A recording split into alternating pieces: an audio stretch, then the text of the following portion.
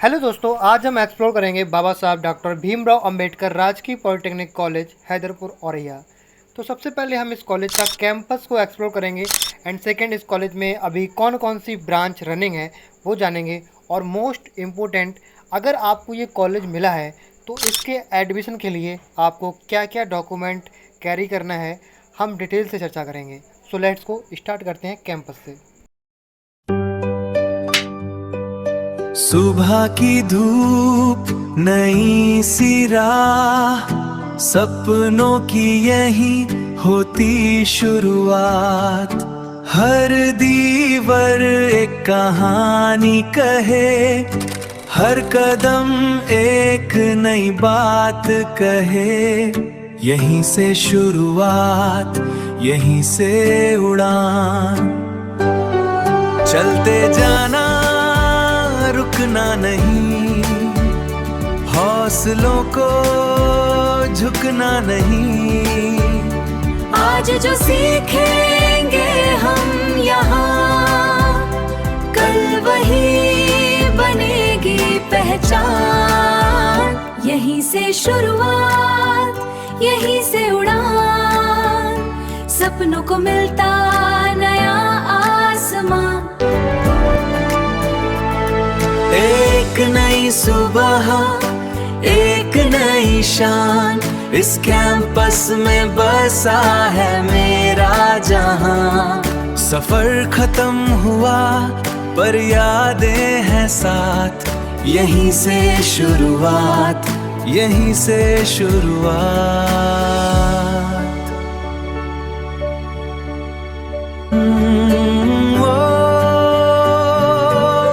अब नए रास्ते, अब नए मोड़, बंधन वही पर नए ख्वाब तोड़।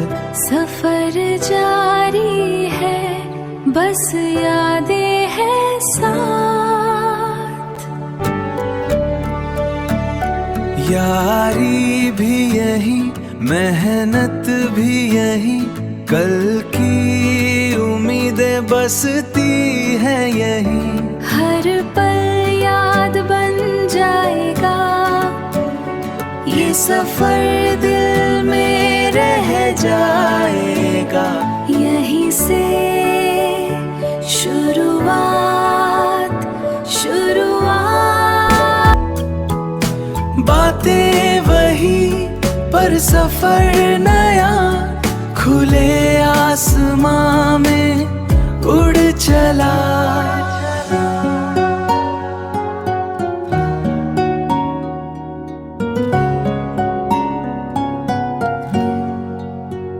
बस यहीं से शुरुआत।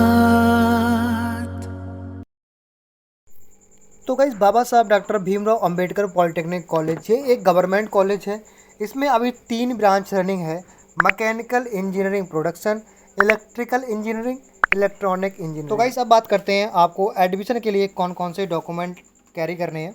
तो जब आपको कॉलेज मिलता है यानी आपको सीट अलॉटमेंट होती है, तो सबसे पहले आपको सीट लॉक करना पड़ता है, यानी आप फ्रीज करते हैं। इसके बाद आपको 2 से 3 दिन का टाइम मिलता है, जिसके अंदर आपको वेरिफिकेशन कराना पड़ता है। और वेरिफिकेशन बहुत ही अनिवार्य होता है, आपको 2 से 3 दिन के अंदर कराना ही पड़ेगा, तभी आपका एडमिशन जो है वो लॉक हो पाएगा। ठीक है। तो अगर आपको आपके ज़िला में ही, मतलब जिस ज़िला में आप रह रहे हैं उसी ज़िला में आपको कॉलेज मिला है, तो आप सेम कॉलेज में जाके आप वेरिफिकेशन करा सकते हैं। लेकिन अगर आपको किसी दूसरे ज़िला में कॉलेज मिला है, तो उस कंडीशन में आप अपने ही ज़िले के किसी भी गवर्नमेंट पॉलिटेक्निक कॉलेज में वेरिफिकेशन करा सकते हैं आप। क्योंकि दूसरे ज़िला में क्या होता है ना, कभी कभी ट्रैवलिंग का इशू रहता है, क्योंकि वहाँ पे आपका रिलेटिव नहीं रहता है, आपको लोकेशन भी पता नहीं रहती है कि कहाँ पे ये कॉलेज पड़ता है, तो थोड़ा सा मुश्किल हो सकता है। तो इसलिए वेरिफिकेशन आप अपने ज़िले के गवर्नमेंट पॉलिटेक्निक कॉलेज में करा लीजिएगा। अब जब आप वेरिफिकेशन कराने के लिए जाएंगे तो कौन कौन से डॉक्यूमेंट आपको लेके जाना है वो मैं आपको बता देता हूँ। एडमिट कार्ड, रैंक कार्ड यानी result, seat allotment letter, fees रसीट जो आपने सीट लॉक करते टाइम 3250 पे की है वो भी आपको कैरी करना है, एंड हाई स्कूल इंटरमीडिएट की मार्कशीट, ये आपको ओरिजिनल भी लेके जाना है एंड फ़ोटोकॉपी भी लेके जाना है। और जब भी आप वेरिफिकेशन कराने के लिए जा रहे हैं तो आपको हाई स्कूल और इंटरमीडिएट की जो मार्कशीट है वो आपको ओरिजिनल ही लेके जाना है, क्योंकि वहाँ पे वेरिफिकेशन होता है आपकी, ये जो वेरीफाई होती है। एंड आधार कार्ड लेके जाना है आपको, आय जाति मूल निवास प्रमाण पत्र ये भी आपको ओरिजिनल लेके जाना है। एंड 2 फ़ोटो, आप अपनी 2 फ़ोटो लेके जा सकते हैं। इसके बाद आपको वहाँ से वेरिफिकेशन करा लेना है। वेरिफिकेशन कराने के बाद वहाँ से आपको एक वेरिफिकेशन लेटर मिलता है, वो आपको ज़रूर लेके आना है, क्योंकि एडमिशन के टाइम पर भी लगेगा वो आपको। तो अब बात करते हैं एडमिशन के लिए क्या क्या डॉक्यूमेंट आपको कैरी करने हैं। तो प्रवेश संस्था फॉर्म, ये आपको जब आप जो भी आपको कॉलेज मिला है वहाँ पर आप जाएंगे तो आपको एक प्रवेश संस्था फॉर्म दिया जाएगा, वो आपको लेना है, कॉलेज से ही मिलेगा ये आपको, एंड ये फिल करना है। Seat allotment letter, document verification letter, admit card, rank card and result, high school and intermediate की मार्कशीट, ये भी आपको यहाँ पर भी ओरिजिनल लेके ही जाना है। अब गैप सर्टिफिकेट, गैप सर्टिफिकेट क्या होता है, अगर आपका गैप है, अगर आपका कोई गैप नहीं है, अगर मान लीजिए आपने 2025 में इंटर किया है, 2026 में एडमिशन ले रहे हैं, कोई दिक्कत नहीं है, नहीं लगेगा आपका गैप सर्टिफिकेट। यदि अगर आपका गैप है, अगर आपने 2024 में इंटर किया है, इसके बाद आपने कोई पढ़ाई नहीं की है, जॉब करने लगे हैं, आप कुछ अन्य प्रिपरेशन करने लगे हैं, इसके बाद आप एडमिशन ले रहे हैं, तो आपको गैप सर्टिफिकेट देना पड़ेगा। जितना भी 1 साल गैप है तो या 2 साल गैप है वो आप बनवा सकते हैं। गैप सर्टिफिकेट कहाँ से बनेगा, तो ये आप अपने तहसील में भी बनवा सकते हैं किसी वकील से, या अगर आपके लोकल में कोई वकील बैठता है तो वहाँ से भी आप बनवा सकते हैं, वकील के द्वारा ही बनाया जाता है। तो वहाँ से आप एक एफिडेविट ले सकते हैं 10 रुपये वाला, वहाँ से आपको वकील के थ्रू आप ये बनवा सकते हैं। आप जाएंगे वकील के पास, बोल देंगे हमें एक गैप सर्टिफिकेट बना दीजिए, वो बना देगा। आधार कार्ड, जाति प्रमाण पत्र, आय प्रमाण पत्र, मूल निवास प्रमाण पत्र, ये भी आपको ओरिजिनल लेके जाना है। Transfer certificate, TC, character certificate, ये तो आपको ओरिजिनल लगेगा ही लगेगा। And medical certificate, medical certificate काफ़ी इंपॉर्टेंट है, ऐसा नहीं है कि आप ये नहीं बनवाएंगे तो चल जाएगा, नहीं काम चल पाएगा आपका, ठीक है। तो ये आप जो भी जिला का मुख्य चिकित्सालय है वहाँ से आप ये बनवा सकते हैं। एंड 6 फ़ोटो आपको लेके जाना है। एंड इसके बाद है 2 लिफाफे, जिसमें 25-25 रुपये की टिकट सहित आपको चाहिए होगा।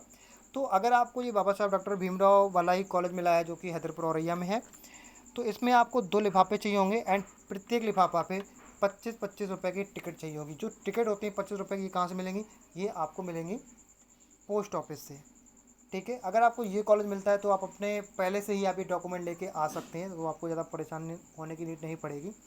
अब अगर आपको ये कॉलेज नहीं मिला है, आपको कोई दूसरा कॉलेज मिला है, तो जितने भी डॉक्यूमेंट हमने आपको अभी तक बताए हैं सेम डॉक्यूमेंट लगेंगे, लेकिन थोड़ा सा इसमें चेंज रहेगा। हो सकता है कि आपको कॉलेज जो मिला है उसमें 3 लिफाफे मांगे जा रहे हो, और उसमें टिकट क्या पता 5 रुपये की लग रही हो या 6 रुपये पर लिफाफे में लग रही हो।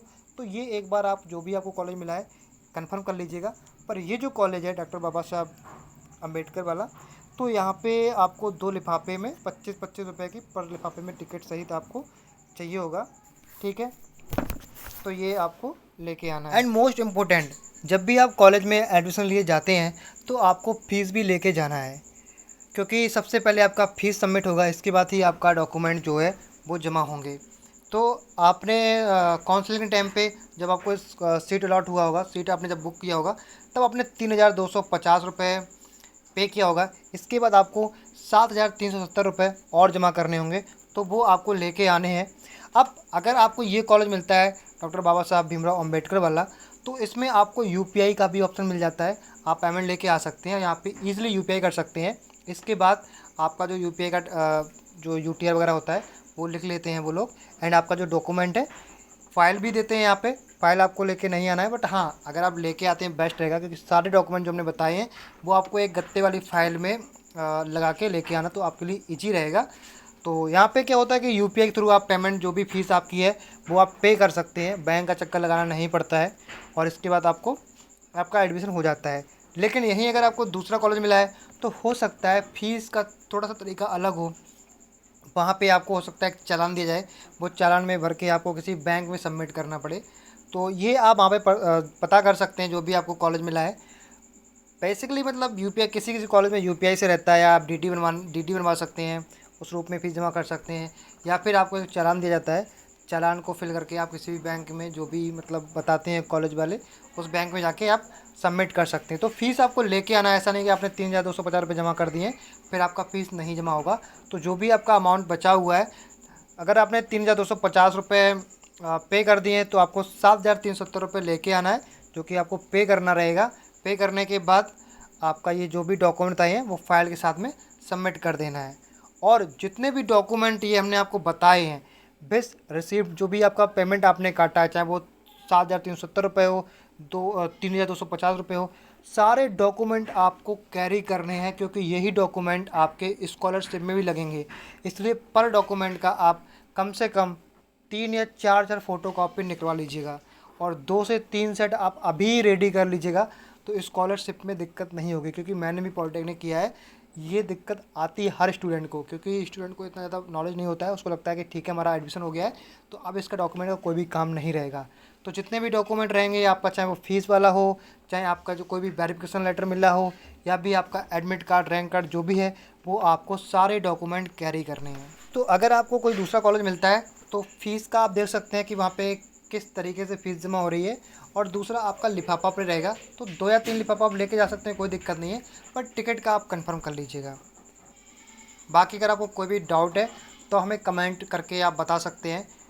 और अगर आपके पास कोई डॉक्यूमेंट नहीं है अभी के लिए, जैसे टीसी या कैरेक्टर सर्टिफिकेट अभी आपने कॉलेज से नहीं लिया है और मेडिकल सर्टिफिकेट आपका नहीं बन पाया है किसी कारणवश, तो आप मतलब कोई टेंशन लेने की बात नहीं है। आप कॉलेज जा सकते हैं, वहाँ पे आप एक एप्लीकेशन दे सकते हैं, बोल सकते हैं कि हम 1-2 हफ्ते में आके वो चीज़ हम प्रोवाइड कर देंगे। तो ऐसा कोई दिक्कत नहीं है, कोई भी डॉक्यूमेंट नहीं है, आप वहाँ पे एप्लीकेशन दे सकते हैं, आपका एडमिशन हो जाएगा। एंड ये मैं आपको एक फ़ाइल दिखा दे रहा हूँ जो एक स्टूडेंट ने अभी सबमिट की है। तो इस तरीके से आपका फ़ाइल रहता है। फ़ाइल में क्या रहता है, कभी कभी मतलब कुछ कॉलेज वाले खुद से भी फ़ाइल देते हैं, कभी कभी क्या रहता है कुछ कॉलेज वाले प्रोवाइड नहीं करते, तो आपको एक गत्ते वाली फ़ाइल लेके आना। प्लास्टिक वाली मतलब नहीं चाहिए होता है यहाँ पे, गत्ते वाली फ़ाइल जैसे ये फ़ाइल है, इस तरीके से फ़ाइल आपको खुद एक आप ले सकते हैं। अगर आपको वहाँ पे नहीं मिलता है तो इस फाइल में आप जितने भी डॉक्यूमेंट लगा के आप कॉलेज में सबमिट कर सकते हैं, कुछ इस तरीके से।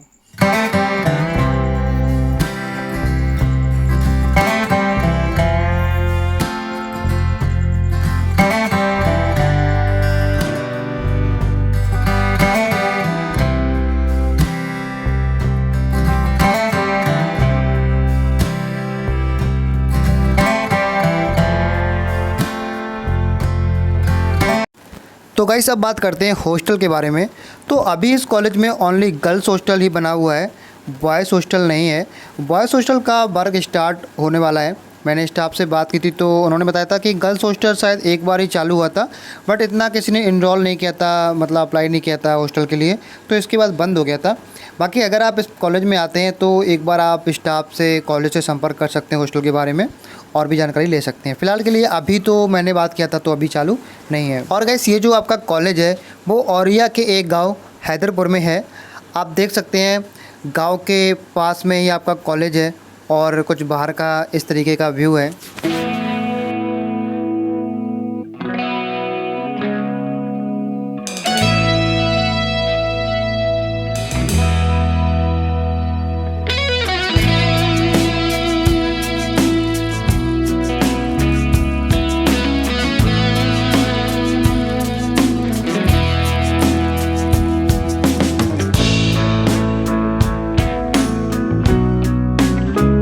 और हम आपको बता दें कि गांव में ही आपका कॉलेज है, तो रहने के लिए कोई ऐसा परेशानी नहीं आएगी आपको। ईज़िली गांव में 1500 से लेकर 2000 के बीच में आपको रूम मिल जाएगा, जिसमें 2 या 3 स्टूडेंट आराम से रह सकते हैं, शेयरिंग कर सकते हैं। और कॉलेज के बाहर मतलब कुछ आपको इस तरीके से पोस्टर भी मिल जाएंगे रूम के लिए, तो आप नंबर पर कॉल लगा के कॉन्टैक्ट कर सकते हैं और वहाँ पर रूम आप देख सकते हैं। अगर आपको अच्छा लगता है तो आप ले सकते हैं। और वैसे ये गांव काफ़ी अच्छा है, कॉलेज के जस्ट पीछे मार्केट भी लगता है, तो आपको सब्ज़ी लेने में या किसी भी तरीके से परेशानी भी नहीं होगी। फ़ोटोकॉपी वगैरह भी है, मतलब काफ़ी अच्छा गांव है। ऐसा नहीं कह सकते कि मतलब आपको यहाँ पे कुछ सुविधा नहीं मिलेंगी, आपको फुल सुविधाएं मिल जाती हैं। एंड हाँ, अगर आप ये सोच के आ रहे हैं कि आपको सिटी में कॉलेज मिलेगा तो थोड़ा सा आप निराश हो सकते हैं, क्योंकि ये कॉलेज आपका प्रॉपर गाँव में है। तो बाकी कॉलेज जितने भी गवर्नमेंट होते हैं, अगर आप कहीं पर भी देखेंगे तो वो गांव में होते हैं। बस ये रहता है कि कुछ कॉलेज मेन रोड के पास में होते हैं। ये जो कॉलेज है वो काफ़ी मतलब अंदर है, गांव में ही है कॉलेज। ये हैदरपुर जो गांव है वहीं पे ये कॉलेज है।